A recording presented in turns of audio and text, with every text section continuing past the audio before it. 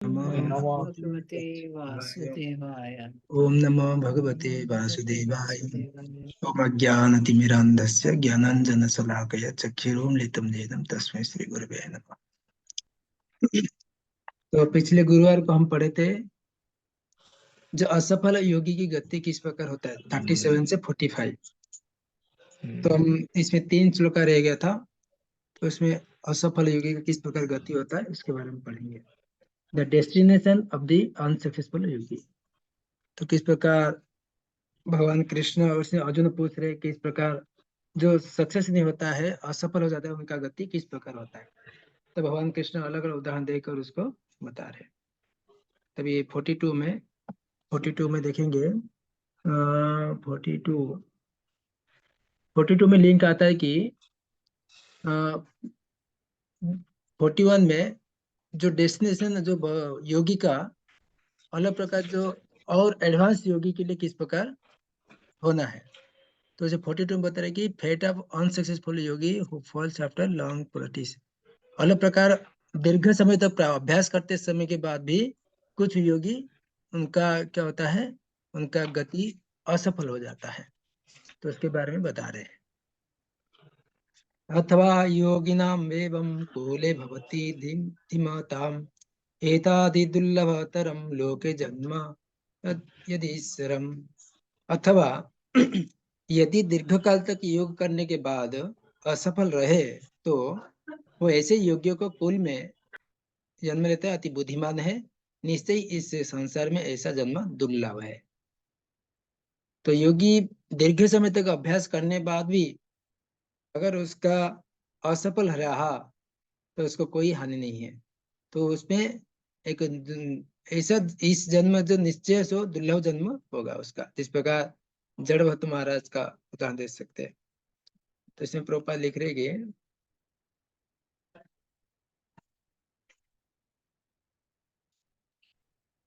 यहाँ पर योगियों के बुद्धिमान कुल में जन्म लेने का प्रशंसा की गई है, क्योंकि ऐसे कुल में उत्पन्न बालक के प्रारंभ से ही आध्यात्मिक प्रोत्साहन प्राप्त होता है। हम देखेंगे कि षड़ गोस्वामी का देखो जन्म चरित्र, उनका भक्ति सिद्धांत सरस्वती ठाकुर का देख लीजिए, प्रभुपाद के देख लीजिए, उनका बुद्धिमान कुल में जन्म लेने की प्रशंसा की गई, क्योंकि ऐसे कुल में उत्पन्न बालक को प्रारंभ से आध्यात्मिक प्रोत्साहन तो प्राप्त होता है। विशेषतः आचार्य के गोस्वामियों के कुल में ऐसी परिस्थिति है।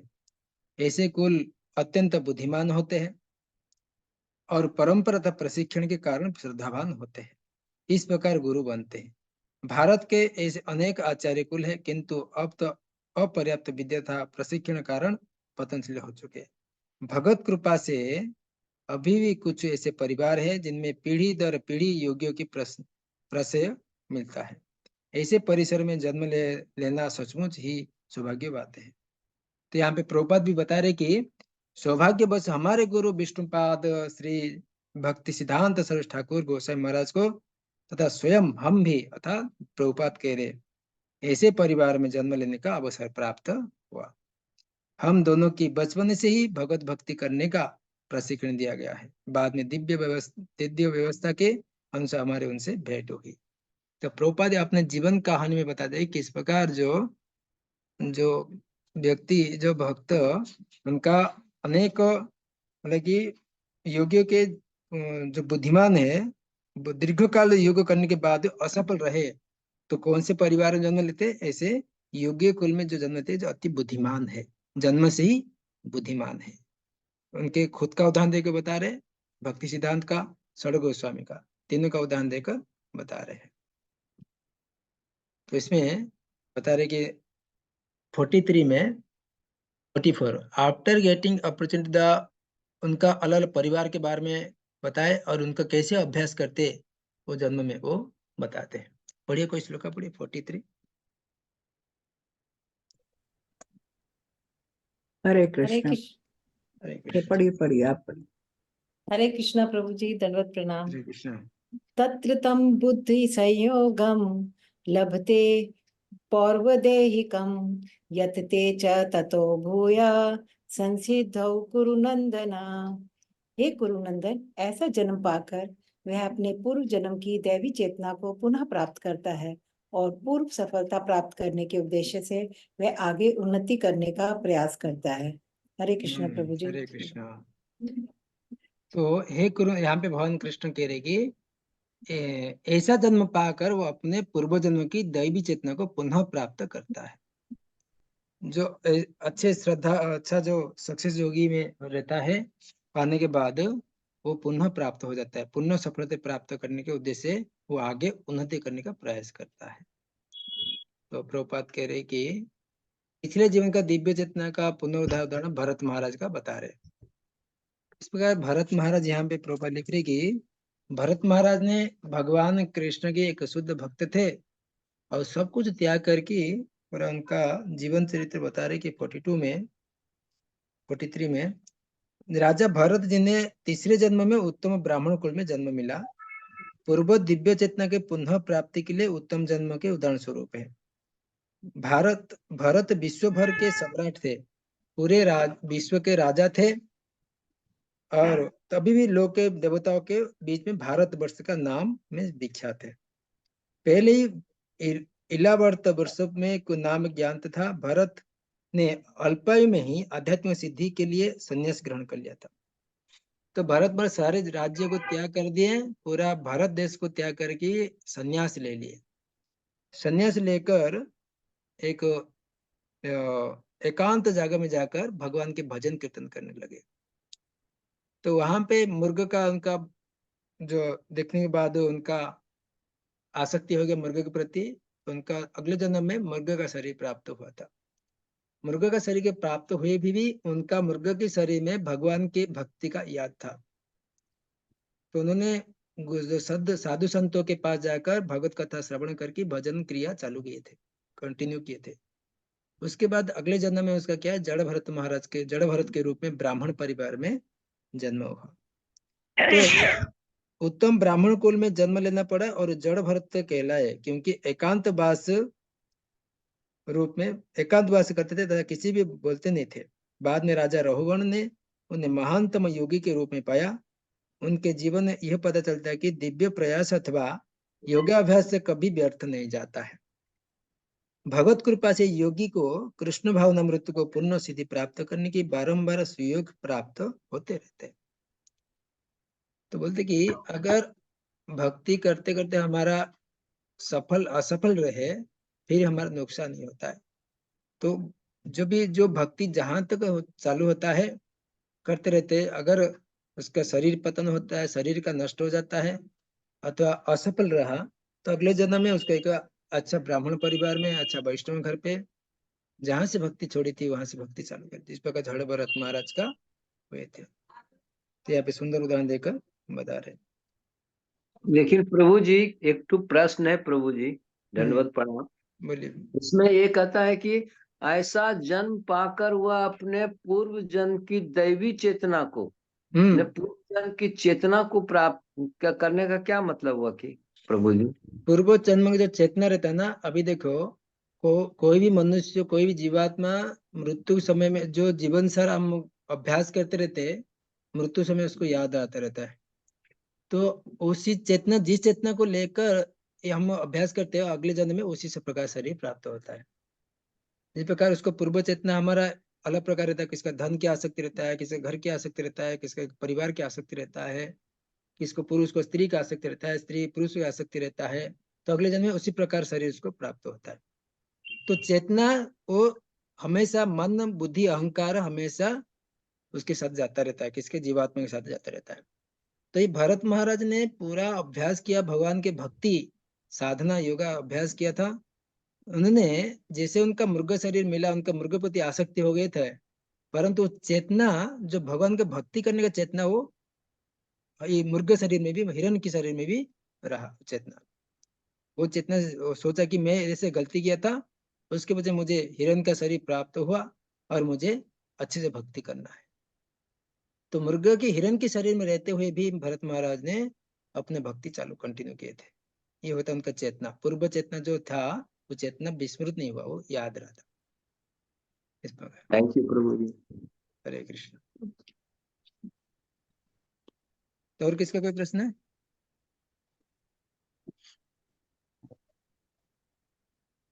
हरे कृष्ण। समझ गए ना सभी? तो नेक्स्ट श्लोक 44 में बता रहे कि इसमें किस प्रकार 44, हाँ, योग की पुनः आरंभ, योग का पुनः आरंभ। तो पढ़िए श्लोका, पढ़िए 44। हरे कृष्ण प्रभु दंडवत। पूर्वाभ्यासेन तेनैव ये धावशो अपि सा जिज्ञासु विद्याश्रुति योगस्य शब्द ब्रह्मात् वर्तते। अपने पूर्व जन्म की दैवी चेतना से वो ना चाहते हुए भी स्वतः योग के नियमों की ओर आकर्षित होता है। ऐसा जिज्ञासु योगी शास्त्रों के अनुष्ठानों से परे स्थित होता है। हरे कृष्ण प्रभु दंड। हरे कृष्ण। तो यहाँ पे लिखा है कि अपने पूर्व जन्म की जो दैवी चेतना रहता है, हम न चाहते हुए भी अपने आप स्वतः नियम की ओर आकर्षित हो जाएगा। भगवान की भक्ति उसको पता है, कोई बताने की जरूरत नहीं, अपने आप आकर्षित हो। भगवान की भक्ति करना, जपा करना है, कथा सुनना है, अपने आप आकर्षित हो जाएंगे। ऐसे जिज्ञासु योगी शास्त्र के अनुष्ठान से परे स्थित होता है। प्रभुपाद कहते कि उन्नति योगी जन शास्त्र के अनुष्ठान के प्रति अधिक आकृष्ट नहीं होते, किंतु योगी नियम के प्रति स्वतः आकृष्ट होते हैं, जिसके द्वारा कृष्ण भवन रूप में आरूढ़ हो सकते। तो भागवतम में वर्णन आता है कि अहोबतम, या बता रहे कि जो लोग अपने पवित्र नाम को जप करते हैं, वे चंडाल के परिवार में जन्म लेकर भी आध्यात्मिक जीवन में अत्यधिक प्रगति हो जाते। ऐसे जपा करता निसंदेह सभी प्रकार के तप और यज्ञ के चुके होते, तीर्थ स्थान में स्नान कर चुके होते और समस्त शास्त्र के अध्ययन कर चुके होते। तो यहाँ पे हरिदास ठाकुर को देखो, उदाहरण के देखो, एक नीच परिवार में जन्म लेकर भी अपने भगवान के नाम जप कीर्तन उसमें भूले नहीं। ये होता सब, वो सब कुछ कर चुके, अपने शास्त्र अध्ययन कर चुके हैं, यज्ञ तप जपा सब कुछ हो। मतलब कोई भी अहो बतश्च पश्य गरियान यद जिह्वाग्रे वर्तते नाम तुभ्यम ते पुस्ते पस्ते जुहम शस्त्रुयता ब्रह्मानुचोन्यम गृणति। तो इसमें हरिदास ठाकुर प्रभुपाद भी लिख रहे कि इसका सुप्रसिद्ध उदाहरण भगवान चैतन्य ने प्रस्तुत किया कि जिन्हें ठाकुर हरिदास को अपने परम प्रिय शिष्य के रूप में स्वीकार किया। यद्यपि हरिदास का जन्म एक मुसलमान परिवार में हुआ था, किंतु भगवान चैतन्य ने उन्हें नामाचार्य की पदवी प्रदान करके, क्योंकि प्रतिदिन भगवान के नाम को जप करते थे। कितना? 3 लाख मंत्र जप करते थे हरिदास ठाकुर। तो उनको बोले कि महाप्रभु बोले कि और चूंकि निरंतर भगवान का पवित्र नाम को जप करते रहते थे, यह समझा जाता है कि पूर्व जन्म में उनने शब्द ब्रह्म नाम को वेद वर्णित कर्मकांड को पूरा किया होगा। अतएव जब तक कोई पवित्र नाम होता है, तब तक कृष्ण भावनामृत में को नियम का ग्रहण नहीं करता है, या भगवान के पवित्र नाम का हरे कृष्ण जप नहीं कर सकता है। जब तक हम जपा कर रहे भगवान का नाम, तो पूर्वजन ने हम कुछ ये बोल रहे कि यहाँ पे प्रोपा, तो जब तक कोई पवित्र नहीं होता है, तब तक भगवान का नियम का पालन नहीं कर पाएगा, भगवान का नाम जप नहीं कर पाएगा। इसके लिए पवित्र पूर्व जन्म से ही होते हैं। ठीक है, ये होगा 44। 45 में बता रहे कि नाउ शब्द 44-45 में लिखा है कि finally next verse explain how to when yogi will achieve the ultimate. तो कौन सा योगी उसका अंत में उसका लक्ष्य को तो पहुंच पाएगा, 45 में बताएंगे। हरे कृष्णा प्रभु जी, धन्यवाद। हरे कृष्ण। प्रभु जी, अभी जो लोग नाम कर रहे हैं अभी, तो वो लोग पूर्व जन्म में कुछ ना कुछ किया था तभी वो कर पाए, यही है ना? जो लोग पवित्र नहीं होते, तब जब तक पवित्र नहीं हो पाते, भगवान को नाम को जप नहीं कर पाएंगे, भगवान बारे में श्रवण करने की रुचि नहीं रहेगा। वो बहुत दुर्लभ है, जीवात्मा है। हरे कृष्णा प्रभु जी। पर कुछ लोग होते हैं जो कुछ लोग होते हैं मतलब कम उम्र में ही बचपन से जाप करना भी सब शुरू करते हैं, कुछ ज्यादा एज में आने के बाद करते हैं। तो ये कैसे होता है? मतलब कुछ जल्दी करते हैं, कुछ बाद में करते हैं। जल्दी करते तो माता जी, उसका पूर्व जन्म का ज्यादा शीघ्र तीव्र भक्ति योग है ना, उसका भक्ति पूरा अच्छा अच्छा। प्रोग्रेस बहुत ज्यादा हो गया था, इसके लिए बचपन से ही चालू कर दिया। और थोड़ा सा हो कि उनका शरीर पतन हो गया, अगले बार तो थोड़ा उसको आग को लगने की थोड़ा समय लग गया उसको, है कि नहीं। अच्छा, जो तो लेट करते हैं, हाँ, जो ज्यादा उम्र में करते हैं। ज्यादा उम्र में करते वो थोड़ा उनका साधु संग तब तो मिल नहीं पाया। जो कम उम्र में करता है तो उसका पिताजी माँ बाप थोड़ा भक्ति में रहते हैं, उनका संगति मिल जाता है बचपन से ही, है ना। और जिसका बचपन से माता पिता भक्त नहीं रहेंगे तो उनको थोड़ा बड़े होने के बाद उनको कोई भक्त का साधु संग का मिल जाता भी हो जाता है। हाँ, मेन इम्पोर्टेंट यही है कि साधु संग मिल जाए और शास्त्रों का वो करे, हाँ, नहीं नहीं, तभी ज्यादा। हाँ। भक्ति रहता है अंदर। मेन जो हम्म। होता है कि साधु संग का एक बार थोड़ा सा हो जाना चाहिए। हाँ, साधु संग मिल जाए तो वो कम उम्र हाँ में भी, जिस उम्र में भी मिल जाए हाँ, हो तो जाएगा तभी वो अब। कर सकते हैं। हाँ, बचपन से उनका माता पिता भक्त रहते तो बचपन से मिल जाता है। हाँ, फिर तो बचपन से मिल जाता है। हाँ, और जिसका माता ऐसे पिता नहीं है प्रभु तो जी बड़ा जो होने के बाद थैंक यू उसको प्रभु जी। जानकारी मिलता है तो। प्रभु जी जो बच्चे सब हैं वो करताल बजाते हैं, हाँ मृदंग तो बजा देते हैं, तो ये पूर्व हम्म, जन्म का उनका भक्ति है उनका प्रभु जी। भक्ति भक्ति प्रयोजन का है सब। इसमें लिखा ना, जब तक निष्ठा से आगे प्रगति, मतलब आगे बता दे कि जो पूर्व जन्म का ही स्वीकृति, जो 43 में बता रहे हैं पूर्व जन्म का, जो 43 में बता रहे कि अथवा 44, हाँ, तो पूर्व जन्म की दैवी चेतना का वो रहता है। जब उसका एक बार थोड़ा सा संग मिल जाता है तुरंत वो आग पकड़ लेता है। ठीक है, हरे कृष्ण। तो हरे 45 पढ़िए। हरे कृष्ण। प्रयत्ननादयत्मानस्तु योगी संशुद्ध किल्बिष अनेक जन्म संसिद्धस् ततो याति परम गतिम। और जब योगी कल्मष से शुद्ध होकर सच्ची निष्ठा से आगे प्रकृति करने का प्रयास करता है तो अंत तो गत्वा अनेकानेक जन्मों के अभ्यास के पश्चात सिद्धि लाभ करके वो परम गंतव्य को प्राप्त करता है। हरे कृष्ण। लक्ष्य तक पहुंच जाते हैं। जब योगी कल्म से शुद्ध होकर सच्ची निष्ठा से आगे प्रगति करने का प्रयास करता है तो अंततः वो अनेक जन्म के अभ्यास के पश्चात सिद्धि लाभ करके परम गत्य को प्राप्त हो जाता है।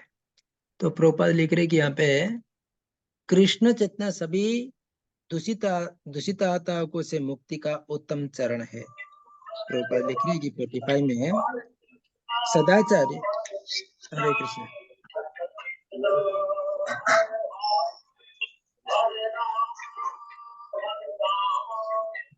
समझ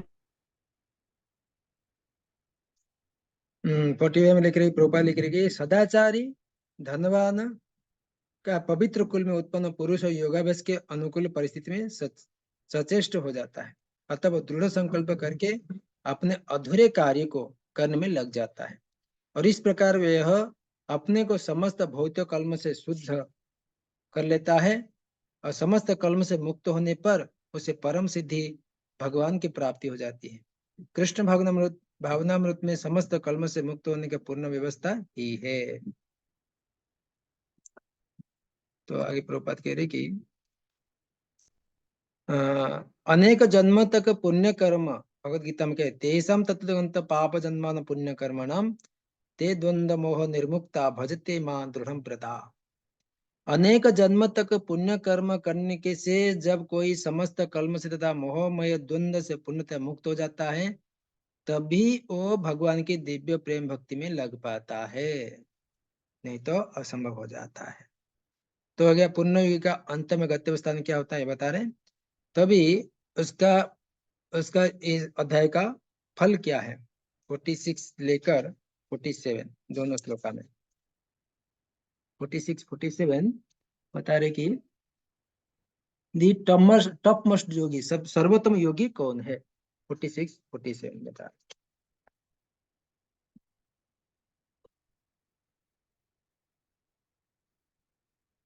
46 47 सर्वोत्तम योगी, अभी दोनों श्लोका में सर्वोत्तम योगी कौन है ये बता।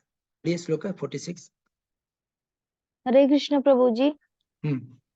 तपस्विभ्योऽधिको योगी ज्ञानिभ्योऽपि मतोऽधिकः कर्मिभ्यश्चाधिको योगी तस्मात् योगी भवार्जुन।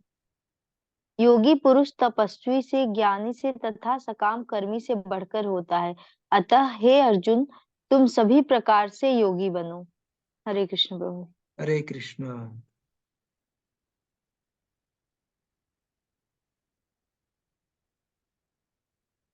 तो योगी पुरुष तपस्वी से, ज्ञानी से तथा सकाम कर्मी से बढ़कर होता है, अतः हे अर्जुन तुम सभी प्रकार से योगी बनो। योगी मतलब भक्त बनो। तो यहाँ पे प्रभुपाद लिख रहे कि टॉप मोस्ट योगी, सर्वोत्तम योगी कौन है। तो प्रभुपाद लिख रहे कि 46 में, जब हम योग का नाम लेते हैं तो अपनी चेतना को परम सत्य के साथ जोड़ने की बात करते हैं। योग अर्थात जोड़ना। विविध अभ्यास करता इस पद्धति को ग्रहण कर की गई विशेष विधि के अनुसार विभिन्न नामों से पुकारते। जब योग पद्धति सकाम कर्म से मुख्यतः संबंधित होती है तो कर्म योगी कहलाती है, कर्म योगी। जब यह चिंतन से संबंधित होती है तो ज्ञान योगी कहलाती है, और जब भगवान की भक्ति से संबंधित होती है तो भक्ति योगी कहलाती है। योग अर्थात अलग प्रकार योगी है। तो पहले कर्म योगी, ज्ञान योगी, भक्ति योगी। भक्ति योगी कृष्ण भाव समस्त योग से परम सिद्धि है, जैसे कि अगले श्लोक में बताया जाएगा। भगवान ने यहाँ पर योग की श्रेष्ठता की पुष्टि की। योग का श्रेष्ठ, परम श्रेष्ठ योगी कौन है, किंतु उन्होंने उसका उल्लेख नहीं किया। भक्ति योग श्रेष्ठ है। भक्ति योग में पूर्ण आत्मज्ञान है, अतः इससे बढ़कर कुछ भी नहीं है। आत्मज्ञान के बिना तपस्या अपूर्ण है। आत्मज्ञान के बिना तपस्या अपूर्ण है। भगवान के प्रति समर्पित हुए बिना ज्ञान योग भी अपूर्ण है। सकाम कर्म भी कृष्ण भावनामृत के बिना समय की अपव्यय कर रहा है। अतः यहाँ पर योग का सर्वाधिक प्रशंसित है रूप का भक्ति योग है। तो उसकी अधिक व्याख्या अगले श्लोक में कहा गया। तो इसमें बताया कि मेन आत्मज्ञान का बिना तपस्या अपूर्ण है, और उसके आत्मज्ञान और भगवान को प्राप्ति बिना, वे बिना ज्ञान योगी अपूर्ण हो जाता है। और सकाम कर्म भी भगवान कृष्ण की भक्ति बिना समय की नष्ट, समय की अपव्यय करने का है। तो इसके लिए सर्वोत्तम योगी, सर्वोत्तम योगी कौन है? भगवान की भक्ति करना। तो अगले श्लोक में 47 में बताएंगे। हरे कृष्ण। हरे कृष्ण। योगिनामपि सर्वेषां मद्गतेनान्तरात्मना श्रद्धावान भजते यो मां साम्ययोगतमो मतः। और समस्त योगियों में से जो योगी अत्यंत श्रद्धा पूर्वक मेरे परायण है, अपने अंतःकरण में मेरे विषय में सोचता है और मेरे दिव्य प्रेमा भक्ति करता है, वो योग में मुझसे परम अंतरंग रूप से युक्त रहता है और सबों में सर्वोच्च है। यही मेरा मत है। हरे कृष्ण। तो यहाँ पे कंक्लूडिंग कर रहे भगवान कृष्ण अर्जुन को दिव्य ज्ञान का सर्वोत्तम योगी से, समस्त योगियों से जो योगी अत्यंत श्रद्धापूर्वक मेरे परायण है, अपने अंतकरण में मेरे विषय में सोचता है, श्रद्धावान भजते यो माम, और प्रेम भक्ति, श्रद्धा से प्रेम से जो भक्ति करता है मेरे, वो प्रेम भक्ति से करता है, मुझसे परम अंतरंग रूप में युक्त रहता है और सर्वोत्तम योगी है। ये मेरा मत है, भगवान कृष्ण स्वयं कह रहे। तो प्रभुपाद कह रहे कि यहाँ पर भजते शब्द महत्वपूर्ण है। भजते, भजते अर्थात भज धातु से बिना, जिसका अर्थ है सेवा करना है। अंग्रेजी शब्द पूजन, वर्शिप अर्थात पूजन से ये भाव भक्ति नहीं होता है व्यक्त, क्योंकि इससे पूजा करना, सम्मान दिखाना तथा योग्य सम्मान करना सूचित होता है, किंतु प्रेम तथा श्रद्धा पूर्वक सेवा श्री भगवान ने किद निमित्त है।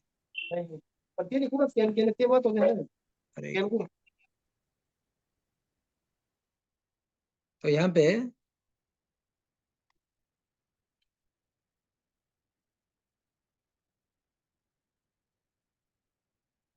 पूजा सेवा इसमें अंतर है।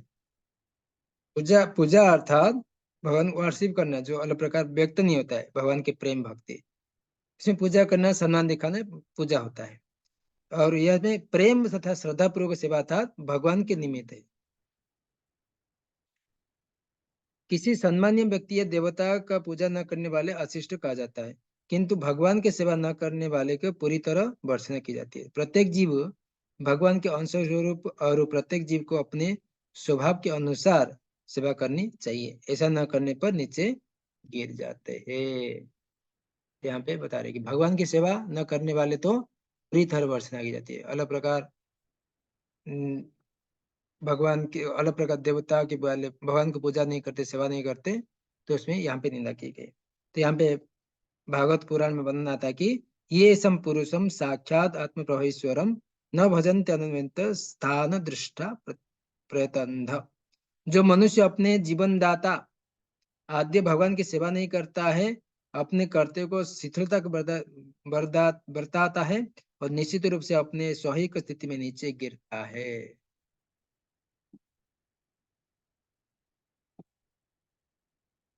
भगवान की जो प्रेम उनके श्रद्धा रहता है वो प्रेम में भक्ति होता है।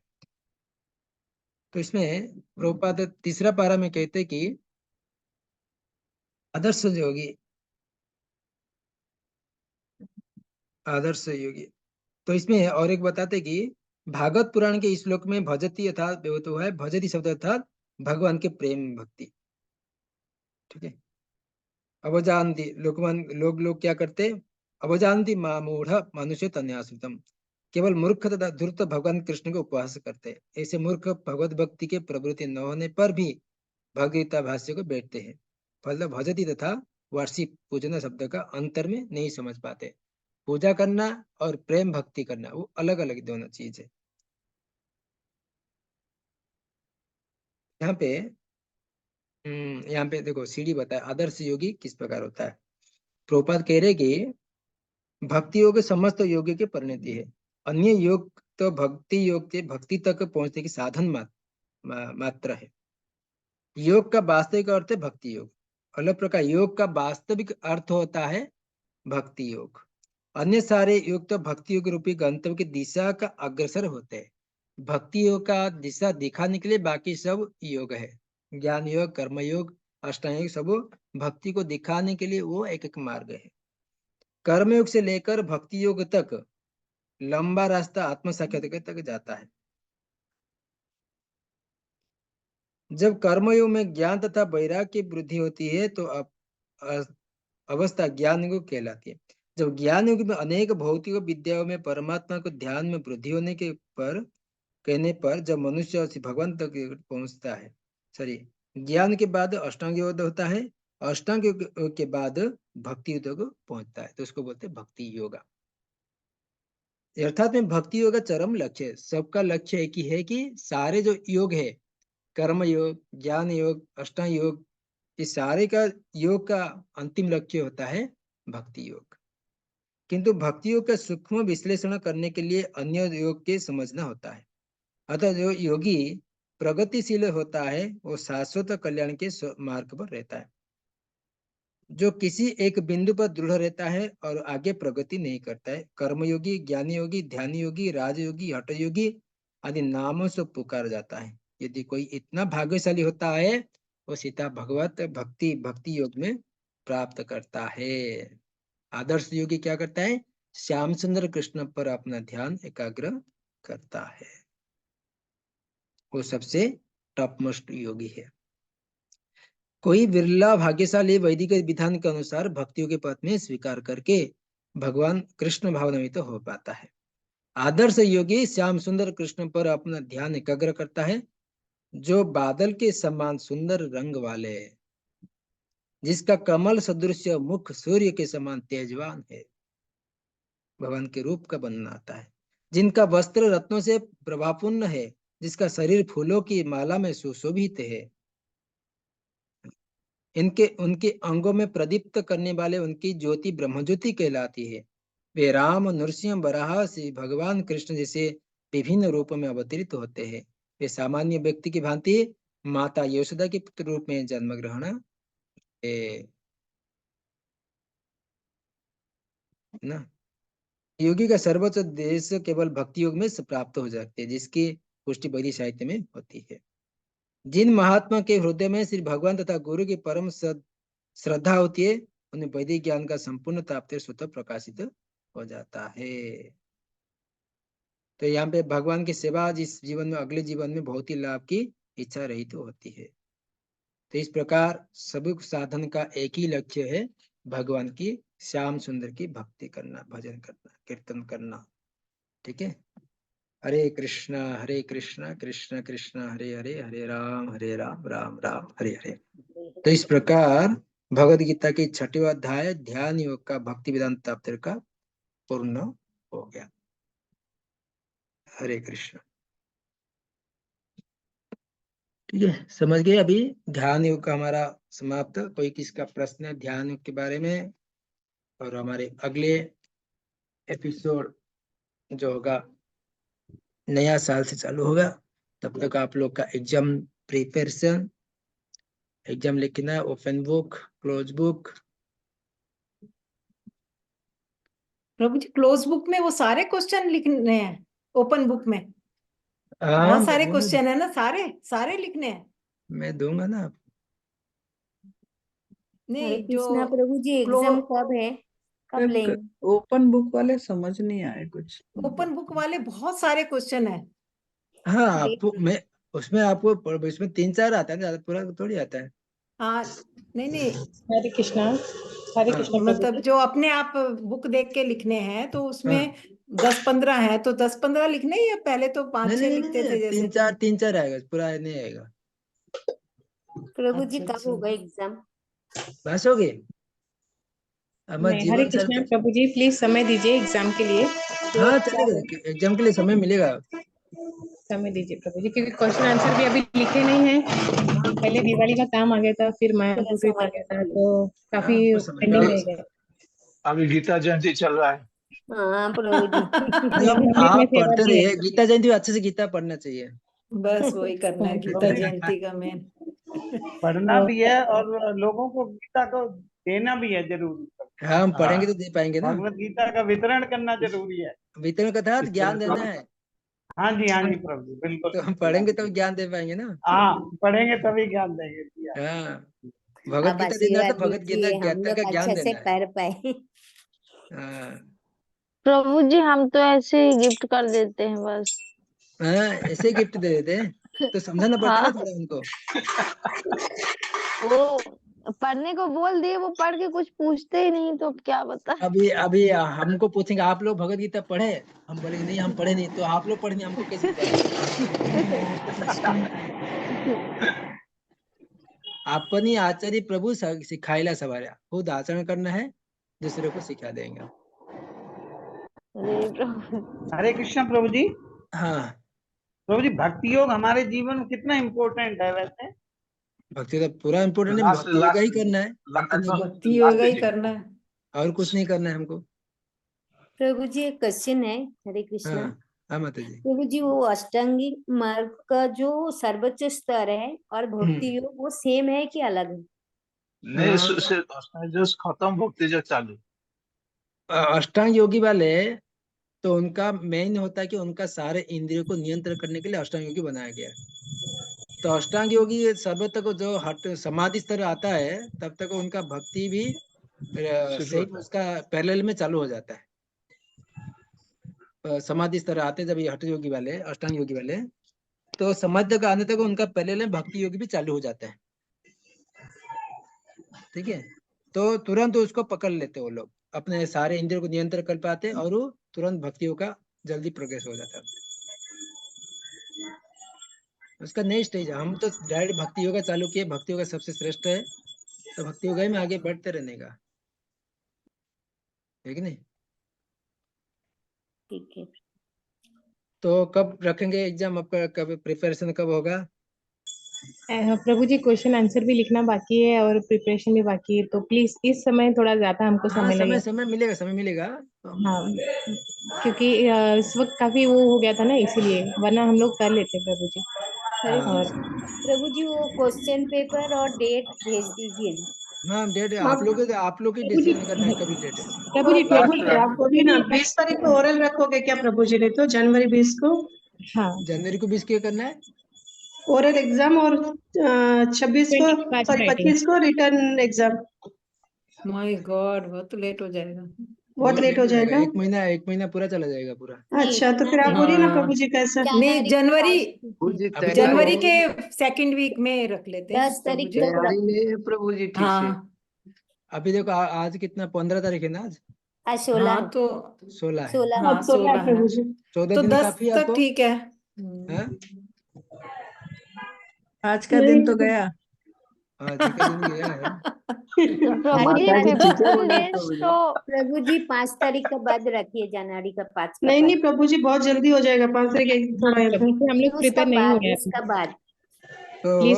इस देखिए समय दस हमको तक थोड़ा ज्यादा समय चाहिए, उसके बाद आप हम लोग अगली बार से हम लोग रहे, क्योंकि प्रभु जी इस बार हम लोग की पढ़ाई हुई ही नहीं है, काफी काम हो गया था घर में और फिर बाहर, इसीलिए देखो थोड़ा मैं बता दूं। और प्रभु जी शादियां हुई। प्रभु जी सब लोग एक सुनिए। क्लास बीच में ले लीजिएगा, जो ओपन टेस्ट वाले टेस्ट हैं वो जो 10 क्वेश्चन है हम लोग को समझा दीजिएगा थोड़ा समझा सा। दीजिए। हाँ प्रभु जी, ये रिक्वेस्ट हाँ हम सब ठीक है, रिक्वेस्ट है, जब भी हम आप मिलेंगे चाहेंगे। 5 तारीख को मिलेंगे, सॉरी 4 तारीख को। रिवीजन, हाँ रिवीजन हो जाएगा उस दिन। 4 तारीख रिवीजन को और क्वेश्चन आंसर का रिवीजन, ठीक है? हाँ प्रभु जी, और वो ओपन टेक्स्ट बुक वाले भी प्लीज प्रभु जी थोड़ा समझा हाँ दीजिएगा। वो 4 तारीख अभी को समझा क्लास दीजिएगा लेंगे। किसी दिन, मतलब जल्दी ही, तो हम लोग लिख सके। ठीक है, उसके पहले नहीं तो 4 तारीख के पहले हम आएंगे, नहीं तो वो 30 इसी दिसंबर में प्रभु जी एक रिवीजन कर लेते हैं। हाँ 30 तारीख को करते हैं। हाँ ये ठीक रहेगा। 30 तारीख को करेंगे। हाँ ठीक है प्रभु हाँ जी। yes, हाँ प्रभु जी। ठीक है 23 तारीख प्रभु को जी, रिवीजन तारीख। करेंगे अब श्लोक हाँ क्वेश्चन आंसर का। जी हाँ हाँ जी, Yes, जो ठीक है। क्लोज बुक वाले हैं, और ओपन बुक के कितने? ओपन वाले वो उस दिन तो बता ज्यादा। देंगे, सब हो जाएगा। हाँ yes, अच्छा, अभी वो लिखना शुरू नहीं किया हमने। लिखना चालू ओपन कर बुक सकते वाले, हैं। हाँ प्रभु जी ओपन बुक आप वाले एक काम करो, कितने क्वेश्चन? ये क्वेश्चन 2 पेपर चैप्टर है तो ना, भेजा नहीं। फिफ्थ और 6th चैप्टर है। इतने दिन आप पढ़ाई करिए, और उसको इसमें डाउट रहेगा तो 30 तारीख को मुझे पूछिए, और 30 तारीख को हम डिस्कशन भी कर लेंगे। प्रभु यस जी प्रभु यस यस प्रभु प्रभु जी जी। हमको तो क्वेश्चन पेपर नहीं मिला, मैं क्वेश्चन बैंक भेज दिया था ना। हाँ हमको हाँ नहीं मिला। हम लोग भेज देंगे माता जी, हम लोग ग्रुप में भेज देंगे। ठीक है। हाँ क्वेश्चन बैंक भेज ऑलरेडी दिया था है मैंने, ग्रुप में। उसमें से आएगा। वो तो है, पर ये नहीं है कि जो ओपन टेस्ट वाले कितने हम लोग को कौन से भेजने हैं लिख नहीं, के। 5th और 6th चैप्टर का जितना है उतना ही करने का। नहीं नहीं, फिफ्थ जो और ओपन ओपन बुक वाले ना, खुली किताब ओपन वाले बुक प्रभु वाले जी, 10 क्वेश्चन हैं। 10 हाँ हैं, 10 उसमें से कितने 10 करने लिखने हैं हमको? हैं, तो 10 लिख के भेजने हैं या कम लिख के भेजने नहीं हैं, नहीं, तो 10 जो लिखने का नहीं, 10 लिखने का नहीं। मैं आपको नहीं तो एक काम करता हूँ, क्वेश्चन ओपन बुक का एग्जाम का मैं सॉर्ट आउट करके मैं कल भेज देता हूँ, कल नहीं था परसों। प्रभु जी ओपन बुक तो 1 to 6 है ना, हाँ 1 1 to चैप्टर से 6, 6 चैप्टर तक का है। हाँ 6 चैप्टर तक होगा। तो उसमें 3-4 क्वेश्चन आएगा, ज्यादा नहीं आएगा, 4 या 5 क्वेश्चन आएगा, उसमें मैं बता देता फिल्टर करके। प्रभु यस जी प्रभु हरे जी, आप कृष्णा। प्रभु ओपन जी वाले तो वो बता देंगे तो बहुत हेल्प हो जाएगा प्रभु जी। हाँ मैं मंडे तक बता देता हूँ, मंडे तक। ओके प्रभु जी, थैंक यू प्रभु जी। ओके, प्रभु हरे जी कृष्ण। वो हाँ जी, 5th और 6th नहीं होने वाला है, पूरा होगा ये 1 देखो से 6 तक। 30 को हम रिवीजन करेंगे, 5 को होगा हमारा ओरल एग्जाम, ठीक है? सॉरी 5 नहीं, 4 तारीख को ओरल एग्जाम होगा, और 6 तारीख को होगा ओपन बुक, और अगले 11 तारीख को होगा क्लोज बुक।